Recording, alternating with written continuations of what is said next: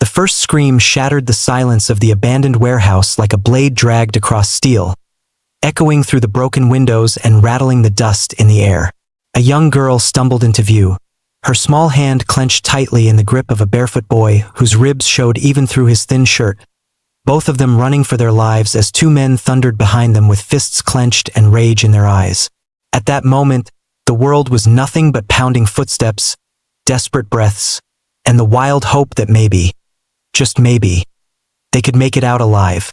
And none of them knew that this night, this impossible chase, would change everything for a homeless boy who had spent years believing the world had forgotten him. If you believe in kindness, second chances, and the power of strangers helping one another, please like, comment, share, and subscribe. And let us know in the comments where you're watching from as this emotional, true-to-life story unfolds. Ethan Cole had been living on the streets since he was 12, drifting between shelters, alleys, and the forgotten edges of the city where people walked past him as though he were just another shadow on the pavement. He kept to himself, surviving on small acts of luck and the occasional warm meal handed out by someone who still saw him as human. But loneliness clung to him like a second skin, and every night he curled up under the old overpass with the same quiet prayer he whispered to the stars. Just let tomorrow be kinder. Nothing in Ethan's world ever prepared him for the moment he stumbled upon the scene that would rewrite his destiny.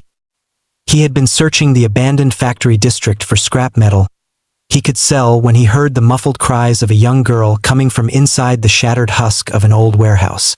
He froze at first, listening, unsure if his mind was playing tricks on him.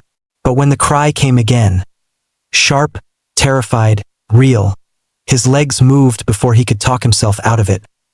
Inside, he found her, Amelia Harper, barely 10 years old, eyes wide and shining with tears, cornered by two men whose intentions were clear in the coldness of their faces. Ethan didn't think. He simply acted. He grabbed the girl's hand and ran, pulling her through the maze of debris as the kidnappers lunged after them, shouting threats that bounced off the wide concrete walls. His heart pounded like thunder, and sharp stones cut the soles of his feet, but he didn't dare stop. He knew what happened to kids who fell into the hands of men like those, and he would rather die than let them take her. Amelia was fast, but fear gave both of them wings. As they burst from the warehouse into the harsh daylight, Ethan scanned the broken lot for someplace. Any place, to hide or escape. The men were gaining. One of them nearly grabbed the back of Amelia's shirt when Ethan yanked her to the side, pulling her behind a half-collapsed wall. But there was no time to stay hidden. They needed out. They needed help. And the only direction left was the open road at the end of the lot. What Ethan didn't know, what he couldn't have known, was that just beyond that road, a group of bikers had stopped for a break during their long cross-country ride. Leather vests, roaring engines, long beards, tattooed arms. They were the kind of men most people quietly avoided. But Ethan and Amelia's collision with fate was only seconds away as the kidnappers closed in. Ethan pulled Amelia with him toward the sound of distant engines. Every breath stabbed his lungs. Every step felt heavier than the last. Amelia stumbled, her legs trembling, and Ethan scooped her into his arms despite the fire spreading through his muscles. When they broke past the edge of the lot and into the open road, the bikers turned at once. They saw a terrified girl, a dirty barefoot boy, and two dangerous men barreling toward them. And in that moment, the world shifted. Among the bikers was a man named Marcus Bear Harper, Amelia's father. He had pulled over with his Hell's Angels chapter to check a strange text message he received from a number he didn't recognize. Amelia's phone, a message she had tried to send with trembling hands before the kidnappers snatched it away. Marcus looked up just in time to see his daughter running toward him, carried in the arms of a thin, exhausted boy. Everything exploded at once. Marcus shouted her name, dropping to his knees as she threw herself into his arms. The other angels moved as one, forming a wall of leather and fury, stepping between Ethan and the kidnappers. The men trying to take her had no idea who they were dealing with. Within seconds, the kidnappers were restrained, disarmed, and pinned to the ground until the police arrived. The danger was over, but the story was only beginning. After the chaos settled, Ethan tried to slip away quietly. He didn't want a reward, didn't want questions, didn't want to draw attention to himself. He had done what he hoped someone would have done for him. But as he walked backward into the shadows, Marcus called out to him. Not with anger, not with suspicion, but with something Ethan had almost forgotten existed: warmth. Marcus approached him slowly, seeing the cuts on the boy's feet, the bruises forming on his arms, the exhaustion pulling at his thin frame. And beneath all that, he saw the truth. This boy had risked his life for his daughter. Marcus placed a hand on Ethan's shoulder, and the boy flinched, unaccustomed to gentle touch. But Marcus didn't pull away. He looked him in the eyes and promised him that he wasn't alone anymore.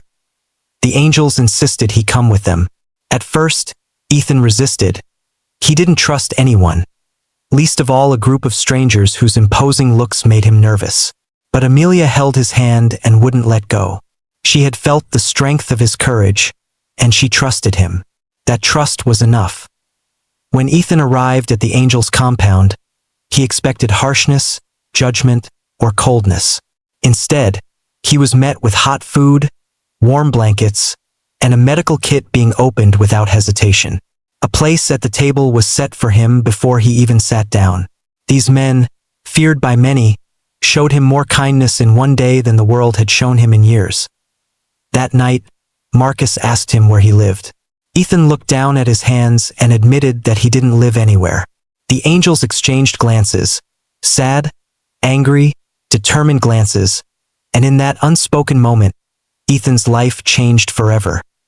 The next morning, the Hell's Angels rode out with a mission, not for revenge, but for justice and for Ethan. They tracked down the ring responsible for Amelia's attempted kidnapping. Working with authorities, they helped lead police to several more missing children who were found because Ethan had saved Amelia. Word spread quickly, and the community Ethan thought had forgotten him began to honor him as a hero. But the angels did something even more powerful. They gave Ethan a home. They cleaned out a small spare room in the clubhouse, painting the walls, setting up a real bed, adding shelves, giving him clothes that fit, and promising him he'd never have to sleep on concrete again. They enrolled him in school, helped him catch up on years of missed education, and made sure he had food every day. Marcus became like a father to him, guiding him, teaching him, and reminding him daily that bravery comes in many forms, and Ethan's was rare. The bond between Ethan and Amelia became something unbreakable. She told everyone that he was her hero, but Ethan always shook his head, insisting he had only done what was right. Still, in the quiet moments, when he thought no one was watching, he allowed himself to feel the pride he had denied for so long. And as time passed, Ethan grew stronger, surer, happier. He learned to ride a motorcycle, learned the meaning of brotherhood, and learned that family isn't just the people you're born to. It's the people who show up when you need them most. If this story touched your heart, please like, comment, and share the video.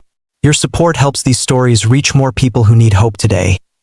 Before you go, please leave a comment telling us what moment in the story moved you the most. In the end, Ethan Cole didn't just save a little girl, he saved himself.